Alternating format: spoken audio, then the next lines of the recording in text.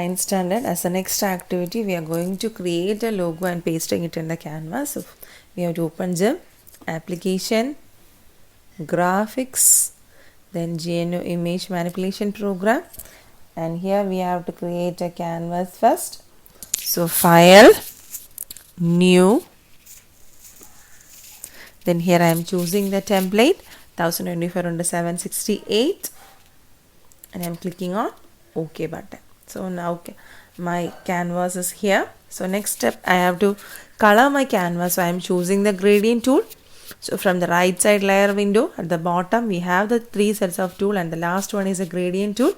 I am clicking on the gradient tool and I am choosing a color blue green and I want to apply this color to the canvas. So for that, here in the toolbox, I am choosing this tool, blend tool.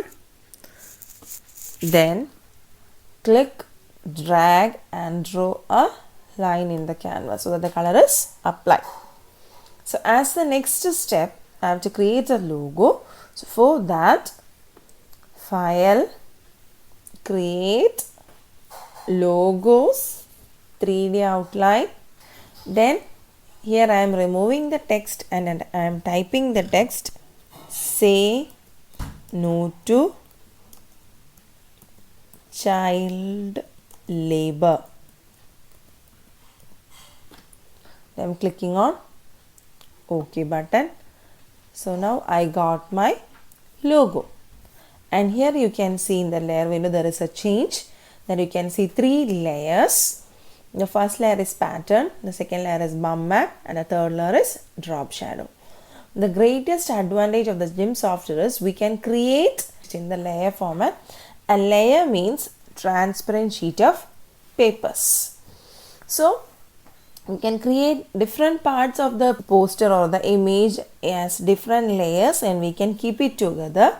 And if you want to remove any part, we can just drag or delete that particular layer. So the entire thing is not needed to be removed. Only that particular part can be removed as we are using this layer facility.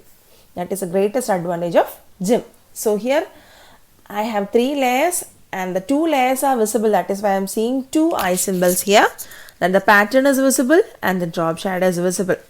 And I need only the text or the logo and I don't need any background because I have already created a nice background. So here you can see the bump map is not active and if you click on this box here, the eye symbol will appear and you can see a black background.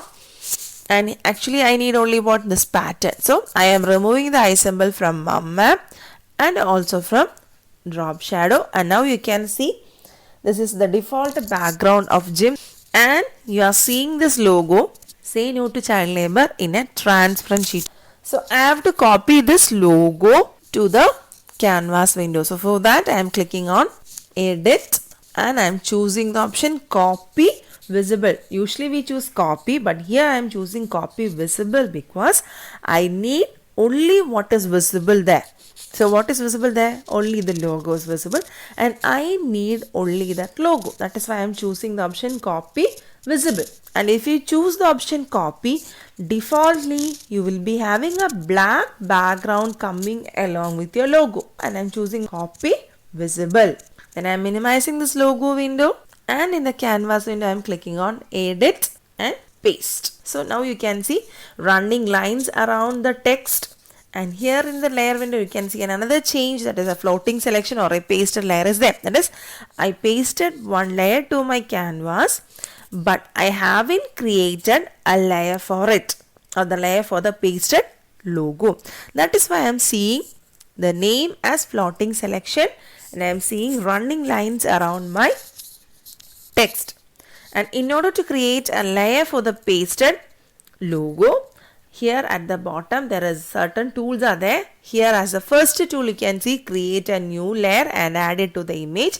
So I have to select this tool. A layer has been created for my pasted logo. Then as a next step I have to change the name of this layer because when you create so many layers it won't be easy for us to identify which layer is which. As a next part I am going to change the name of the layer what I have created here.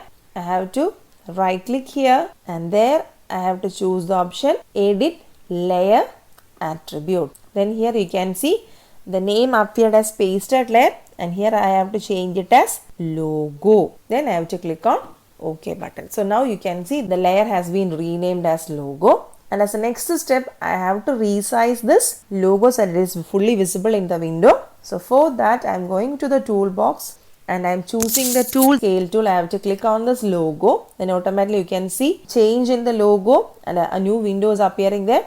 So I have to click and drag from the left side and also from the right side so that the whole logo is visible in the window. So after making the size of the logo properly visible, I have to click on the scale button. Now you can see my logo is fully visible in the canvas. As a next step, or I have to move this logo some more upper. I am choosing move tool and I am clicking and dragging this logo upwards. And here when you take your mouse pointer to the canvas, you can see one set of tool is here, that is mouse pointer, then a pointing hand symbol and a move tool is here. And as a second step, I am having a mouse pointer and only the move tool. The thing is, when you see only this mouse pointer and move tool only, you have to drag and move the logo. And if you can drag it when you see the three tools, automatically what happens is the background will be moved and not the logo. So be careful when you see only the two tools, that is mouse pointer and move tool, only you have to click and drag. Otherwise, your background will be moved and not your logo. So now we moved our logo and now we can save it. So for that, file menu, save as. I'm here giving that another name, logo, and I'm using the default file extension .xcf of GIMP, and I'm saving it into desktop here in standard 9. Save. In order to move out of the window, click on file menu, quit, and here I have to choose discard changes.